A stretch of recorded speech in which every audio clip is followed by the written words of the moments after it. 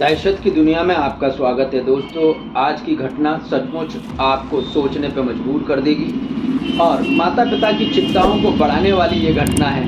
ये घटना ऐसे एक विद्यार्थी की है जिसकी उम्र मात्र 12 साल है। 6वीं क्लास का ये विद्यार्थी है, लेकिन उसने ऐसा कांड कर दिया जिसने भी सुना यकीन नहीं कर पाया।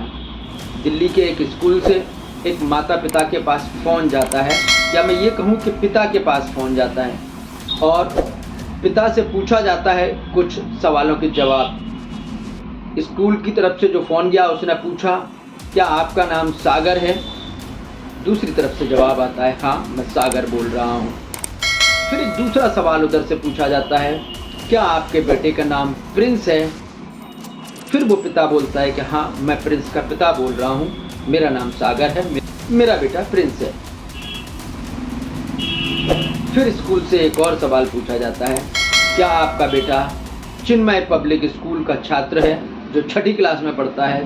तो पिता फिर कहते हैं कि हाँ मेरा बेटा चिन्मय पब्लिक स्कूल में ही पढ़ता है और 6वीं क्लास का ही वो छात्र है, लेकिन आप कौन बोल रहे हैं और ये सब बातें क्यों पूछ रहे हैं? तो दूसरी तरफ से जवाब मिलता है कि आप जल्दी से फला अस्पताल में आ जाइए, आपके बच्चे की तबीयत खराब हो गई है।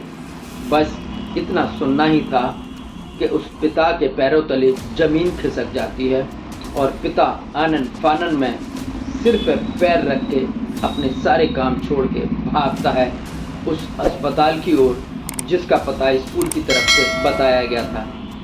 अब भागते दौड़ते उस पिता के दिमाग में हजारों सवाल कौंधने लगे कि अभी 2-3 घंटे पहले ही तो मैं अपने बच्चे को हंसता खेलता स्कूल में छोड़ के आया था। ऐसा क्या हो गया कि बच्चा अचानक से बीमार हो गया या उसकी तबीयत खराब हो गई और उसको स्कूल वाले अस्पताल लेकर गए हैं। जब बच्चा अस्पताल पहुंचता है तो वहां डॉक्टर क्या कहते हैं? डॉक्टर उसका चिकित्सीय परीक्षण करते हैं और फिर कहते हैं कि माफ़ी चाहते हैं, इस बच्चे की सांसें थम चुकी हैं, ये बच्चा अब जीवित नहीं है। स्कूल वालों ने इतना सुना ही था कि उनके पैरों तले ज़मीन खिसकने लग गई। इधर प्रिंस के पिता को जो स्कूल से फ़ोन आया था उसके अनुसार प्रिंस के पिता सागर दौड़ते भागते हुए उस अस्पताल में पहुंचते हैं जिसका पता उनको बताया गया था। लेकिन जब वो वहां पहुंचे तो पता चला कि उनके बच्चे की सांसें थम चुकी हैं, अब वो इस दुनिया में जीवित नहीं है। लेकिन जब पिता ने इसका कारण पूछा तो स्कूल वाले सही कोई जवाब नहीं दे पाए। लेकिन सचमुच में ये घटना इतनी बीभत्स है और चिंता का विषय इसलिए भी है क्योंकि 6ठी क्लास में पढ़ने वाला ये विद्यार्थी अचानक से कैसे मृत हो गया।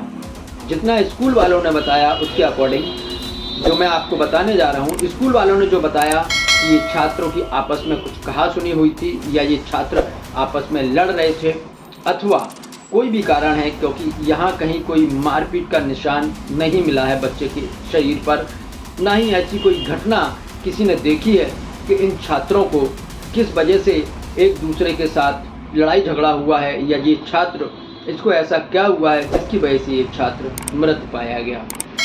लेकिन अगर वहाँ CCTV नहीं होता तो ये राज ही रह जाता। एक CCTV ने इस राज से पर्दा उठा दिया, क्योंकि डॉक्टर भी नहीं बता पा रहे थे कि आखिर हुआ क्या है। लेकिन पोस्टमार्टम रिपोर्ट के आने के इंतज़ार तक ऐसा कहा गया कि सच्चाई क्या है, बच्चे की डेथ किस वजह से हुई, ये तो पोस्टमार्टम के बाद ही पता चलेगा।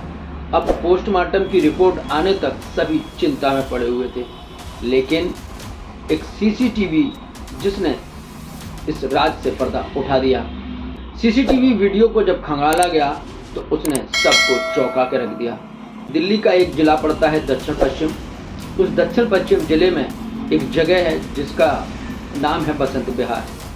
बसंत विहार के रहने वाले सागर, जिसका बेटा प्रिंस दिल्ली के एक नामी स्कूल में, प्राइवेट स्कूल में 6वीं क्लास में पढ़ता है। सागर प्लम्बर का काम करते हैं और उनकी पत्नी नीतू हैं जो एक सामान्य सी हाउसवाइफ है और जो रहते हैं वो A120 कुसुमपुर पहाड़ी क्षेत्र में।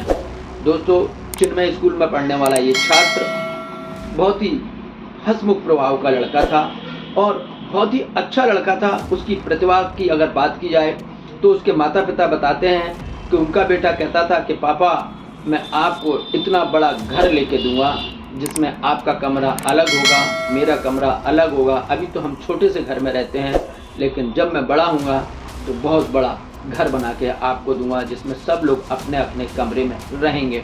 हम अपने घर में एसी भी लगाएंगे और मैं एक ऐसी कार बनाऊंगा और बड़ी सी कार को लाके अपने घर के बाहर खड़ा करूंगा। जब हमारे रिश्तेदार और पड़ोसी पूछेंगे ये कार कहाँ से लाए, तो आप कहना कि ये प्रिंस ने बनाई है। इतना बहुमुखी प्रतिभा का ये छात्र न जाने क्या क्या सोचता था। इस तरीके के इनोवेशन को करने वाला ये छात्र बहुत ही बहुमुखी प्रतिभा का धनी था और अपने विचारों को उस तरीके से सोचता था और अपने विचारों में न जाने क्या क्या रचनाएं करता था और ऐसी रचना करता था जो एक 6वीं क्लास के बच्चे के बारे में सोचना बहुत मुश्किल होता है। लेकिन जब सीसीटीवी को खंगाला गया तो सीसीटीवी में देखा कि 2 छात्र आपस में लड़ रहे हैं और एक छात्र ने दूसरे छात्र का गला दबा दिया। मात्र 6 सेकंड में ही उसकी मृत्यु हो जाती है और वो छात्र गिर जाता है, उसके मुंह से झाग निकलने लगते हैं। तब स्कूल प्रशासन को पता चलता है तो वो उस बच्चे को लेकर अस्पताल पहुंचते हैं और बच्चे के माता पिता को भी कॉल करते हैं। साथ ही साथ दिल्ली की मुख्यमंत्री को भी इस घटना की जानकारी दी जाती है, शिक्षा मंत्री को भी जानकारी दी जाती है और प्रशासन ने जिस तरीके से पुलिस और प्रशासन द्वारा शिक्षा मंत्री और मुख्यमंत्री तक ये खबर दी, मुख्यमंत्री ने और स्पेशली शिक्षा मंत्री ने विभागीय जांच के आदेश दे दिए हैं। अब छोटे से बच्चे आपस में लड़ बैठे हैं, कारण क्या रहा, कितनी गुस्सा ऐसे कैसे बच्चों के मन में आ गई, ये चिंता का विषय है और इसकी जांच की जा रही है। छोटे से बच्चे को बाल सुधार गृह भेजा जाएगा, उस बच्चे के साथ किस तरीके का व्यवहार किया जाएगा ये प्रशासन तय करेगा। लेकिन सचमुच में इस तरीके की घटनाएं समाज में होना चिंता का विषय है और आप तक ये कहानी लेके आने का मतलब सिर्फ इतना है कि माता पिता को ध्यान रखना चाहिए कि बच्चे उसके क्या देख रहे हैं, क्या सुन रहे हैं, किन लोगों के साथ वो उठ बैठ रहे हैं, आखिर उनके बच्चे सोशल मीडिया पे किस तरीके की वीडियोस को देखते हैं, किस तरीके की पोस्ट पढ़ते हैं और जो उसके दोस्त हैं वो आपस में किस तरीके की बातें करते हैं। क्योंकि माता पिता अपने काम में इतने व्यस्त रहते हैं कि उनको बच्चों के बारे में समय नहीं मिल पाता और बच्चे क्या देख रहे हैं, क्या सुन रहे हैं, इसकी उनको फुर्सत नहीं। लेकिन जब कोई कांड हो जाता है, जब कोई घटना घट जाती है, तब बच्चे के माता पिता भागते दौड़ते अस्पताल भी जाते हैं, पुलिस के चक्कर भी काटते हैं, स्कूल भी जाते हैं, अपना काम भी छोड़ते हैं, पैसों का नुकसान भी होता है।